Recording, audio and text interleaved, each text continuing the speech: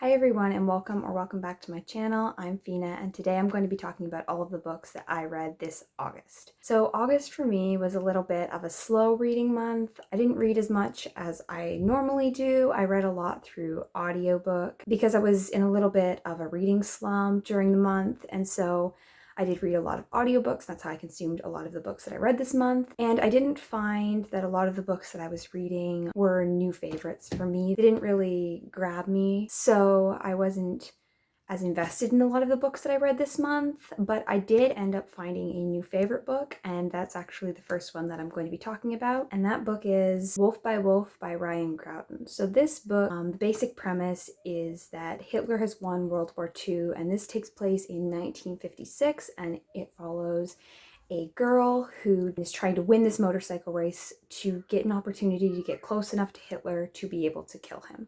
And so that starts off right away with a really, really dark premise, but I think that it was executed extremely well. I think the author did a great job handling her premise. I really loved the characterization. I thought that the main character was a really, really well-developed character. She was really easy to root for. Overall, I just really, really liked the characterization in this. The main side characters were also well-developed. I liked the almost brother-sister dynamic between two of the characters in this. It's not really a brother-sister dynamic, and you'll get what I mean when you read the book, but I did really like that. I thought that it was interesting. I also really, really liked the writing style. I thought that it was a really, really good writing style. I like when writing captures an atmosphere, and I think that this book did have some really, really great descriptions, and I loved that too. So overall, I just highly recommend this book because I loved it, and it's definitely a new favorite for me, and I will be picking up the sequel. The next book that I read in August was The One and Only Ivan by Catherine Applegate. So this book is about a gorilla who is held in captivity at a mall. And so it's basically following the story of this gorilla. His name is Ivan, and his journey, kind of the story of the animals who live in this mall and what changes about their lives when a new animal, a baby elephant, is brought to the mall. I thought that this book was really good. I don't normally read animal stories, but I did really, really like this one. I thought that the simple writing style really helps to characterize the point of view of Ivan. I just overall just thought it was a really, really good story. I liked that it was based on a true story. It is fictionalized, but I did really like knowing that it was based on a true story. It does add a whole new emotional layer to the story. Just a warning, this book does have animal abuse in it, and it could be difficult to read about for some people, so just be aware of that before going into this. But overall, I think this was a really, really great story. I thought it was a very good middle grade, and I do recommend it for anyone who is looking to read more middle grade because I think this is a really good option. The next book that I read in August was an audiobook, and that was The Guernsey Literary and Potato Peel Pie Society by Mary Ann Schaefer and Annie Barrows. So this book was just really heartwarming, just all around very, very heartwarming, and it was a really, really nice change from what I normally read. So this is basically following a group of people who have set up this literary society, and they set it up during World War II, during the occupation of the island of Guernsey. So this is taking place directly after World War II, so in 1946, I believe, and it's told through a series of letters between various people, and it's just about how all of these people's stories kind of intersect.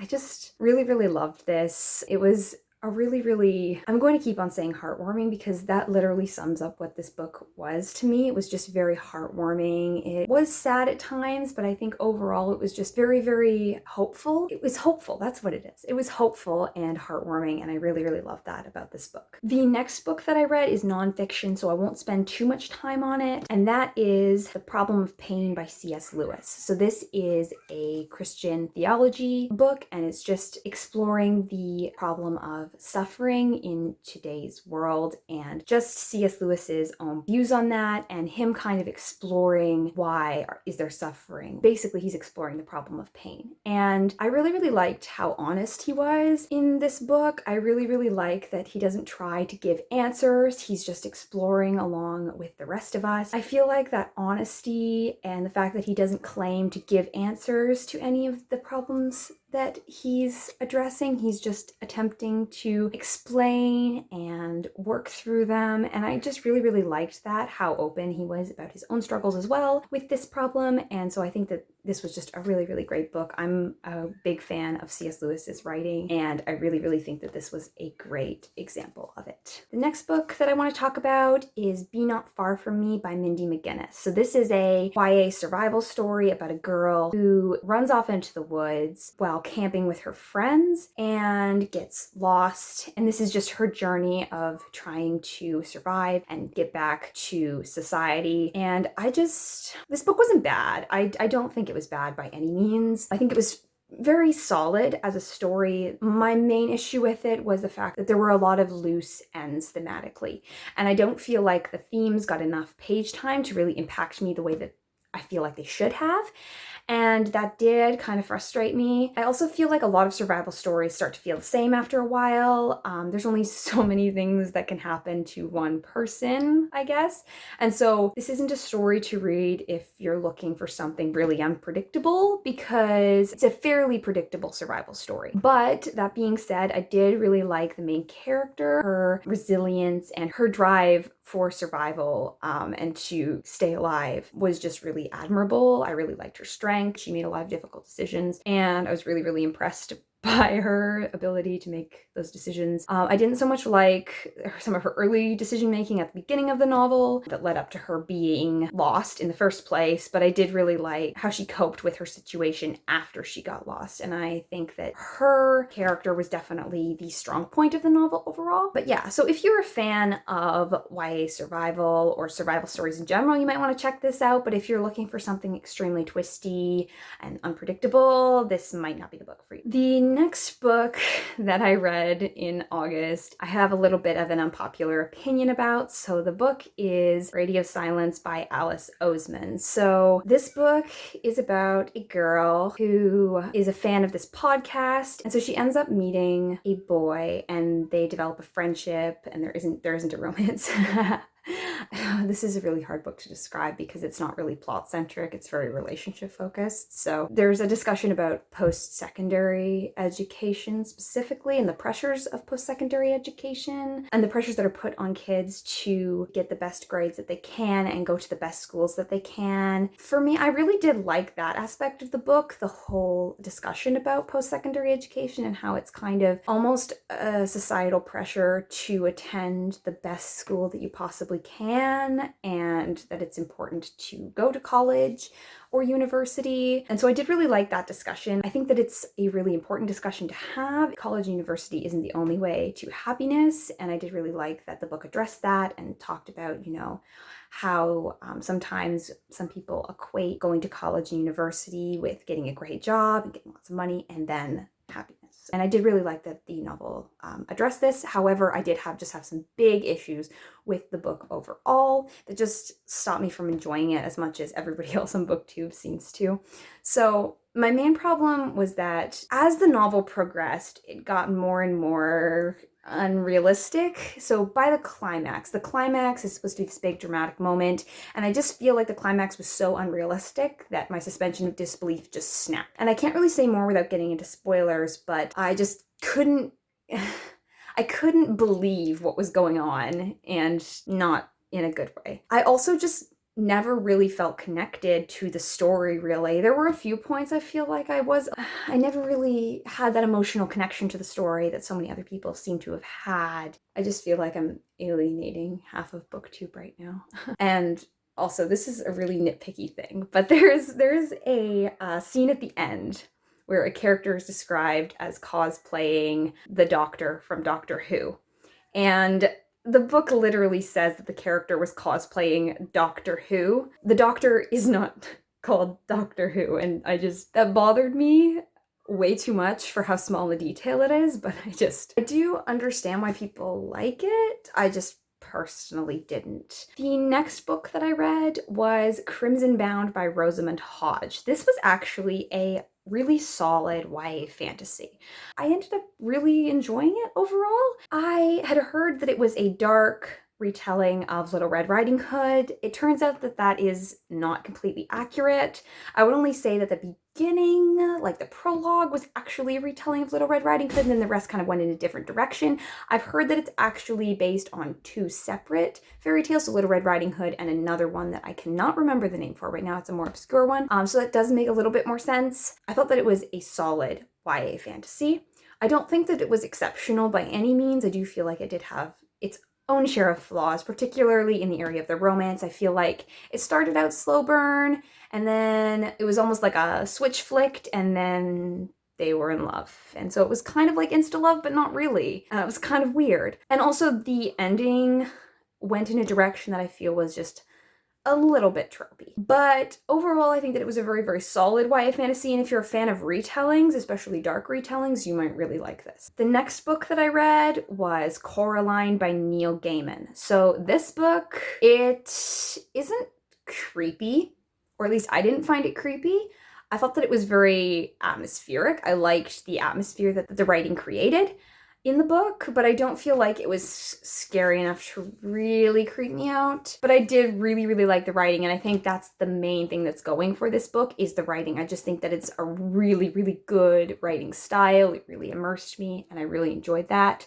Also, I highly recommend listening to the audiobook. Neil Gaiman narrates it himself, and he does a fantastic job narrating this book. And so I do highly recommend listening to the audiobook if you're planning on reading this book, because I think that it's a really, really great way to consume the story. The next book that I read is a classic mystery novel, and that is The Body in the Library by Agatha Christie. So I actually really enjoyed this. I've only read 2 Agatha Christie novels so far, this one and Murder on the Orient Express, and personally I actually enjoyed The Body in the Library a little bit more than Murder on the Orient Express, mostly because I found that the characters in this book were a little bit more, I connected with them more. I thought that Miss Marple was a great character. I really liked her. And I also really, really liked the police characters in this book. I thought they were kind of funny. Even though Agatha Christie's characters are a little bit one-dimensional, they're still very fun to read about. And I do like that. And I did really like the mystery. I like that Agatha Christie creates mysteries that aren't so predictable that I already know who the killer is in chapter 3. I think that that's a very important thing that should be in every mystery novel, but it isn't. But Agatha Christie does a great job in diverting attention and leaving out just enough information that you can't quite piece it together. You can, but it's still more difficult to guess, and I did really like that. One negative about this book that I will just point out is it does have a lot of ableism in it. The time period that this was published in, I think, has a lot to do with the amount of ableism that was in this book. It was still a little bit uncomfortable to read about. So if that's something that is a no-no for you, I wouldn't recommend this book because there is quite a bit of that. But if you can overlook that, the mystery is great, like I said, and it's Agatha Christie, it's classic, and overall I thought that it was a really, really good mystery. And the final book that I read this August was Pax by Sarah Pennypacker. So this book, I literally only picked it up because of the audiobook narrator, who also narrated Challenger Deep. He's a great audiobook narrator, and so I was just looking for more audiobooks that he'd narrated, and I found this one, and I thought that it sounded not exactly something that I would normally pick up, but it sounded interesting enough that I decided to give it a go. Overall, it was solid, but the climax was a little bit ridiculous. There's a certain scene near the ending that did not make me feel the way that I think it was intended to make me feel. And I can't really say much without giving spoilers. It's not really a spoiler, but it's enough of one that I don't know that I want to say it, but it just really threw me off and ended up lowering my enjoyment of the entire book. I also feel like the author was a little bit heavy-handed with some of the themes that she was trying to portray, and so I do feel like that as well is definitely a con for this book, because I do feel like there are ways of portraying themes like this without being really heavy-handed, but I feel like that's not the case with this book. But it, again, like I said, the audiobook narrator is exceptional. Michael Curandorsano narrates, and like I said, he's a brilliant audiobook narrator, and I highly, highly recommend listening to Challenger Deep, which he also narrates. If you are interested in middle grade books, specifically middle grade animal stories, you may want to check this out, but I personally don't think that it's the best example of that genre out there. Finally, for DNFs, I DNF'd one book this month, and that was Love from A to Z by S.K. Ali. I really, really wanted to love this book, but I think it's more of a me thing than anything else. Number one, it's written in diary format. I did not realize that when I borrowed the audiobook, and diary format is normally not my thing at all. And it did not work in this book's favor for me personally. And the second thing is that I felt like a lot of the dialogue felt really stiff and just lowered my enjoyment of the story as a whole. And so I just couldn't push myself to finish it, and so I just ended up giving up on it. Like I said, it's a personal preference thing. It's not really this book's fault. So that was my August wrap up. Have you read any of these books? And if so, what did you think of them? What was your favorite read of August? Let me know in the comments down below. If you liked this video, be sure to give it a like and subscribe if you'd like to see more of my content. I post videos every Monday. I will see you guys again very soon.